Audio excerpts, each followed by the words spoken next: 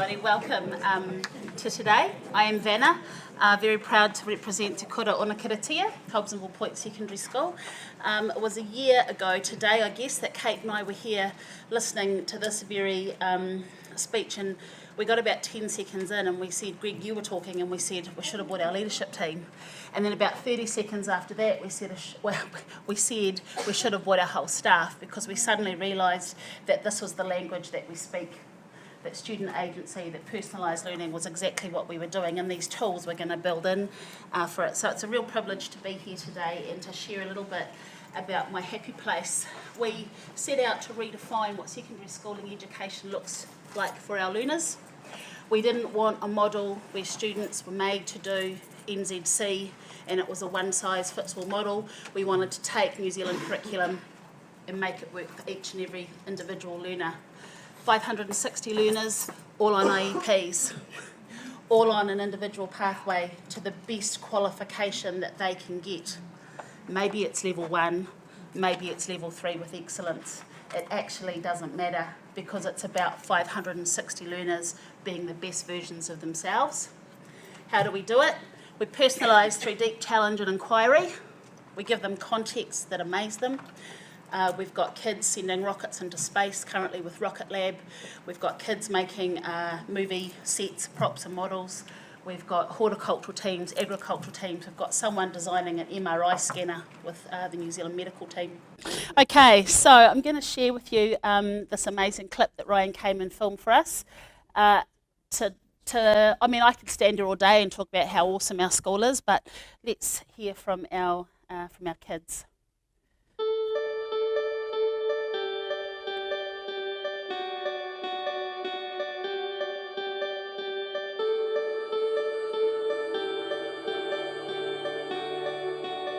Hobsonville Point Secondary School opened to students in 2014. At present we have around 460 students at Hobsonville Point Secondary. We have a broad range of ethnicities. We have Pākehā, New Zealand European students, Māori, Pacifica, a number of English second language students, as well as a number of students who have moved to New Zealand from across Europe as well.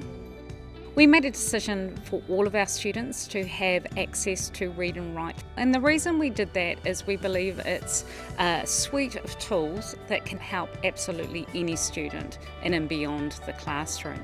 This school is inclusive, it's fun, it's enjoyable, but more importantly is student-centred and is about our students and their learning and everybody being on an individual pathway to personal and academic excellence.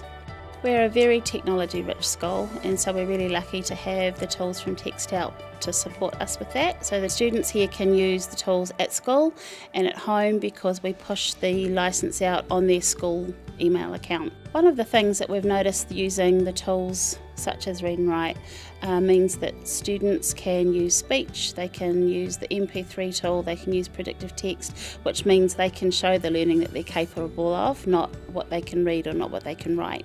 So they're able to get more out of their learning, they're able to show us what they can do, and we can help them refine that.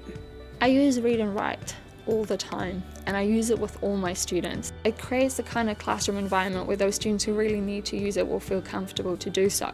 Following the instructions for Read and Write took us no more than 5 or 10 minutes to deploy to the entire school. With the licensing for the CSV files, it's really straightforward as well.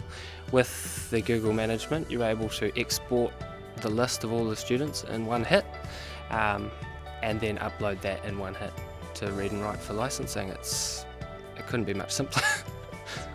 Before Read and Write, it was quite hard to keep up with my work that I've prioritised, because I was switching pages and putting notes in different places, because it's not how I think.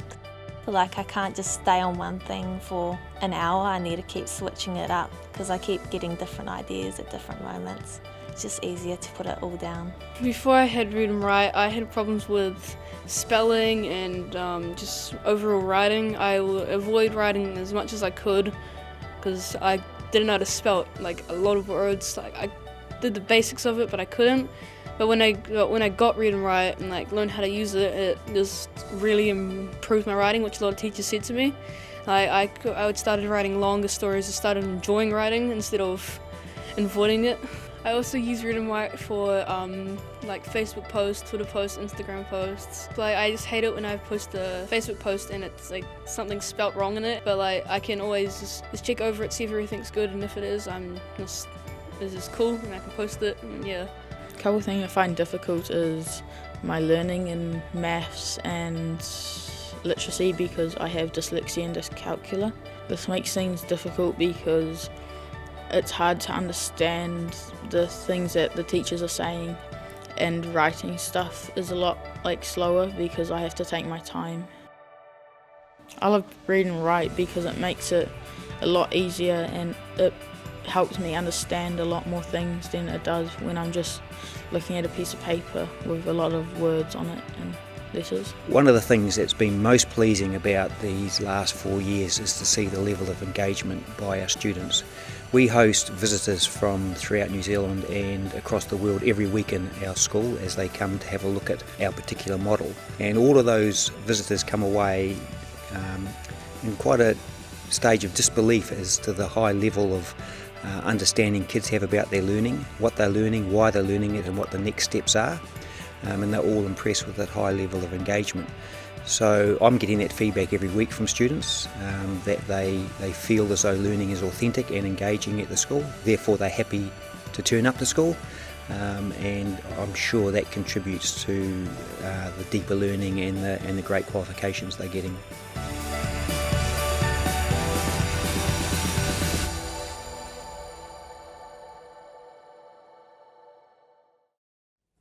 Helps, I guess, to build a picture of what we do. We chose, the primary school is 500 metres down the road from us, so we're 2 campuses, 1 board, 1 vision, and we choose to roll out Read&Write for Google and whatever other extensions we like to every single learner. So there's no discrimination. The children, what rightly or wrongly, national standards have done to some of our learners is told them that they're well below where their peers should be from the day they enter school. That's the school entry assessment, well below. Your 6-year net, go on to reading recovery. By the time they get to me at high school, the one thing they tell me very clearly and very articulately is where to put my teacher aid support. They're done. So guess what? We don't need it as much now because we're giving them the tools from text.help with our personalised learning program to eliminate the stress of having someone sitting beside them, giving them their ideas, because they can collaborate with their peers, they can collaborate with the staff within the room.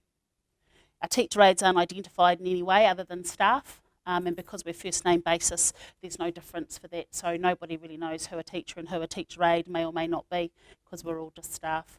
So our learners are engaging with the learning that they love, and we give them the context to do that.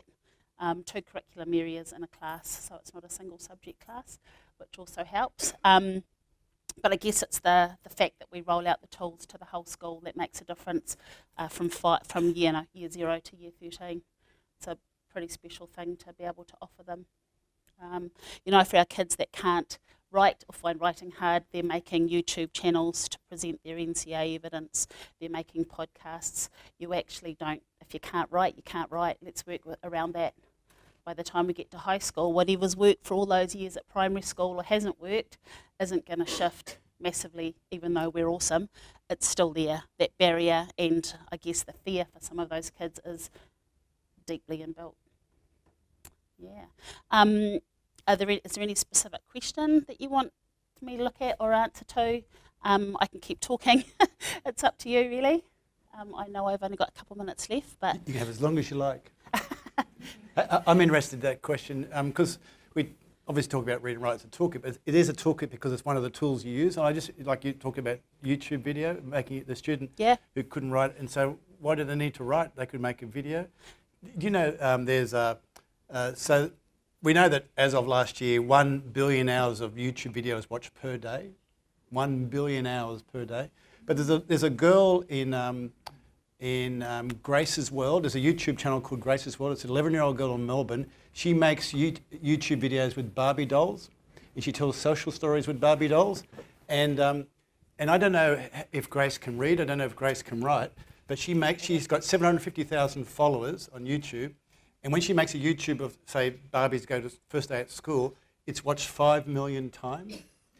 And so Grace is telling a story regardless of her level of literacy. Absolutely. I mean, there's a lot of learners in the area of science in particular. They have all the science knowledge, but they've got no other way of sharing that if they're only exposed to an external exam for 3 hours at the end of the year. There's so much more that they know and can share.